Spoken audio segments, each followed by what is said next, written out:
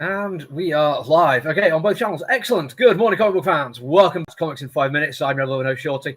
And today I'm going to be reviewing from IDW, Kvlt, which I believe is the correct way to pronounce it. It's certainly how I pronounce it when it comes to black metal, which is why I kind of ordered this comic book, because Kvlt Black Metal is interesting, even though some of its proponents and creators are terrible, misogynistic, anti-Semite. The music is quite cool, and not everyone involved is that terrible.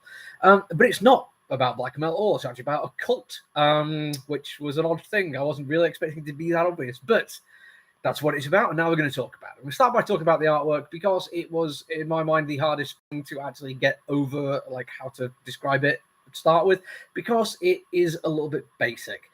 And I quite like simplistic artwork, I'm not going to claim otherwise, but some of it just felt like there wasn't quite enough to it, like not enough depth, not enough to keep your attention as you're flicking through it. But as with all things, it's kind of worth giving stuff a second glance and taking a look at the artwork and how it actually adds to the story. Because this is a story of unending banality, and how even exciting things and dark, dangerous, disturbing things can just be absorbed into just the nothingness of a general day-to-day job.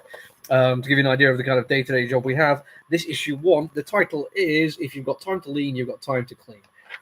Which is very much what it's like working in retail. Anyone who has worked in retail on kind of any level probably sympathize a lot with what happens in this comic book. But that kind of low down, uninteresting, just going through the motion kind of thing is kind of what this artwork is doing.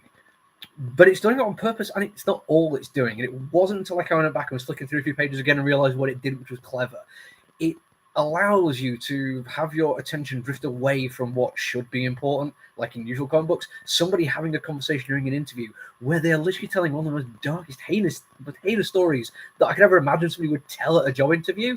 You're not paying any attention to her because your mind is focused on what the main character is going through, which is that police are telling him because he's just done several robberies and he's panicked about it. And you start by seeing the police officers pull up outside the burglar restaurant where he works in, and you see them through the coloured glass with the painted sign on it. And then as they walk into the diner, you actually see the focus shift again. The page layouts themselves are standard but good, like well laid out, 9-panel pages when you need them. But it's the framing of what happens in each individual panel which really stands out for this one. Now, as I say, there's all that adding into the story and the world and the setting and the writing as well, because the writing has a similar kind of, not problem, but a clearly deliberate idea it was trying to do, which was make it kind of dull sometimes. You have the robberies going on, and this is a guy going to like 8 different places on a strip mall, choosing the quietest day of the week. Interestingly, he goes to rob a comic book shop, and it's a Tuesday because everyone waits until Wednesday for your comic book day. Nice touch, like it. And each conversation he has with the people is accurate 100%, and each character is individual and they respond in their own ways. They have their own little quirks. They feel like each one is a well-drawn character based on not only the artwork but the dialogue. But it's also kind of dull because, as one of them says, this is literally the most exciting that's happened in weeks. It's so quiet in my shop that yesterday I took my shirt off for 3 hours to see what happened. It's that kind of just down and out, like just waiting for something else to happen that is going on throughout it. But it's so well written, this cannot be accidental. I would be almost certain that the writer of this one, Mr. Scott Bryan Wilson, has almost certainly worked some kind of dead-end reader job in their life at some point. And I also wouldn't be surprised if Liana Kangas has worked in one, because her drawing of it is fantastic. The actual story leans into this as well, or everything else leans into the story, should I say. Because it is this guy's worked in the same job for 15 years, no sign of leaving. The fact that he's good at his job means he stayed there when staff turnover has been absolutely ridiculous throughout.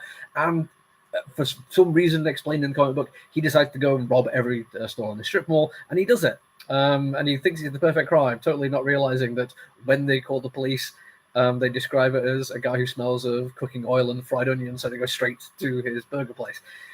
But that isn't even like the big thing that happens, because that is like a rise and a fall moment. It starts like absolutely mundane, nobody really knows what's going on, it's very, very quiet. Then you have this rise, but then the job itself is actually quite dull and it starts dropping down. You get a little bit when the police turn up, and then it drops down because nothing really happens with it.